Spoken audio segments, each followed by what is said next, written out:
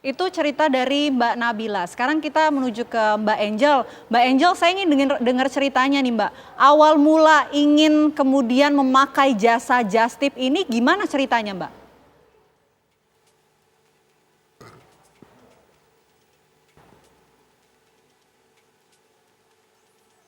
Mbak Angel?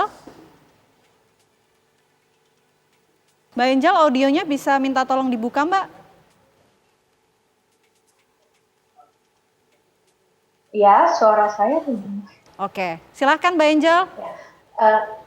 Jadi awalnya saya nggak memilih jasa Just Tip gitu. Saya waktu itu tweet untuk melakukan trade atau menukar gitu. Jadi saya want to trade waktu itu, atau kalau misalnya ada yang punya, jadi saya sudah punya cat 3 tapi saya mau tukar ke cat 2. Atau kalau misalnya ada orang yang membuka untuk tukar tambah gitu, itu saya juga open pada saat itu. Akhirnya ada satu orang ini yang menawarkan, dia mau gitu bersedia untuk ditukar kategorinya sama saya, dengan catatan saya bayar sisa, karena kan yang kategori saya itu lebih murah dibanding yang kategori yang dipunya oleh si pelaku. Jadi saya bayar kekurangannya itu.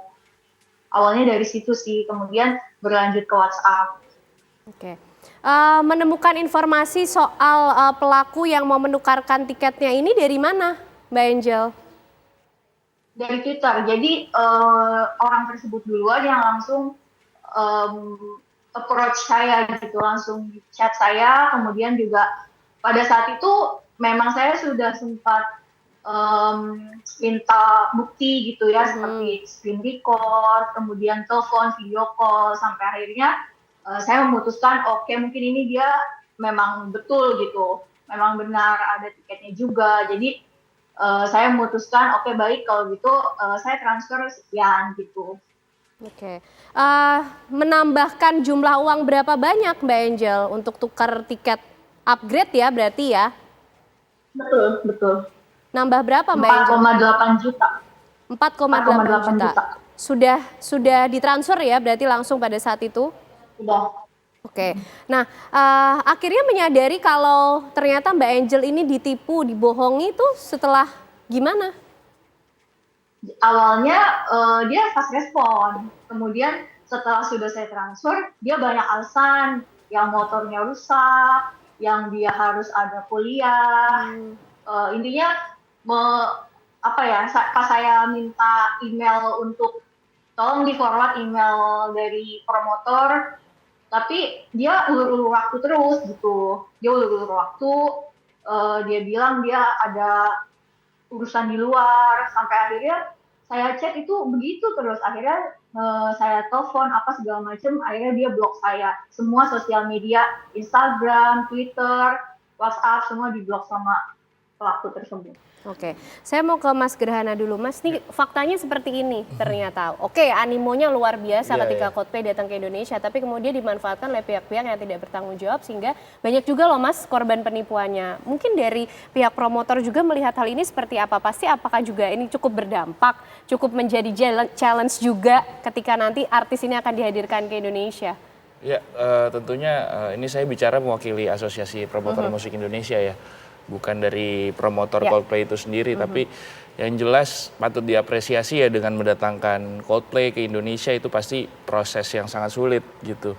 Mendatangkan band yang sangat besar di era beberapa dekade dan pada akhirnya finally bisa reach out ke negara kita, memang itu hal yang sangat sulit. Jadi promotornya itu sendiri harus patut diapresiasi. Dan dalam kasus ini tentunya mungkin ini bisa jadi momentum juga ya kepada kita dari APMI untuk menghimbau kepada masyarakat Indonesia khususnya bahwa memang kita nih harus berhati-hati dalam artian memang untuk idola kita datang, sebuah band besar datang, super band datang akhirnya ke Indonesia itu mungkin once in a lifetime ya, sekali seumur hidup gitu. Tapi balik lagi semua pasti ada batasannya gitu. Dalam artian di Coldplay ini contoh dia diselenggarakan di GBK ya.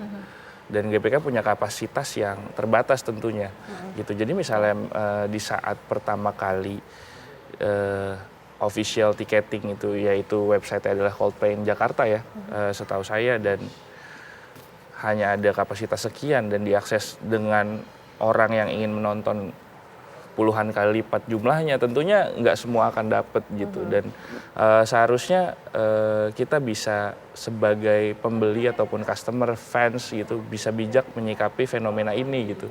Dan satu yang patut kita apresiasi adalah sebesar itu ternyata animo masyarakat terhadap hiburan, terhadap konser offline, apalagi pasca pandemi ini. Dan menurut data APMI ada ribuan konser setiap tahunnya di Jakarta, bahkan di luar Jakarta gitu. Dan nextnya mungkin ada band-band besar juga, musisi-musisi besar yang akan didatangkan di Jakarta. Dan kita harus lihat daripada size bisnis dalam suatu event itu melibatkan banyak sekali tenaga kerja, banyak sekali perputaran bisnis di situ, dan memang itu yang patut kita apresiasi, dan APMI mendorong itu terus. Dan balik lagi, ini salah satu hal yang akan timbul lah dari ketidakseimbangan supply sama demand gitu.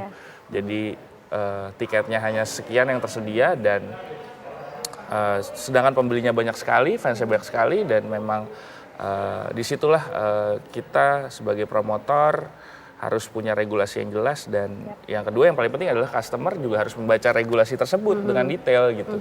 Di mana membelinya ya harus di official, dan pasti secara SOP semua promotor akan menuliskan ya sebelum kalian membeli tiket itu, pasti kita tidak bertanggung jawab atas tiket ataupun passes yang dibeli di luar official website gitu. Dan dari cerita dari Mbak Angelika dan ya, memang mereka membeli di luar official ya. Dari situ pun dari sisi promotor memang sudah sulit untuk mereach out seperti itu. Kalau dari kacamata saya. Out of control gitu ya. Out of control ya, betul. Oke.